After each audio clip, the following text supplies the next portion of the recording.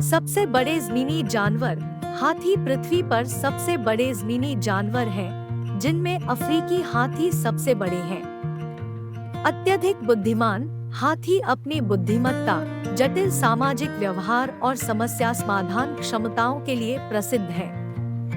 उल्लेखनीय स्मृति। इन राजसी प्राणियों के पास प्रभावशाली दीर्घकालिक स्मृति होती है, जो उन्हें पिछली घटनाओं को याद रखने और व्यक्तियों को पहचानने में सक्षम बनाती है।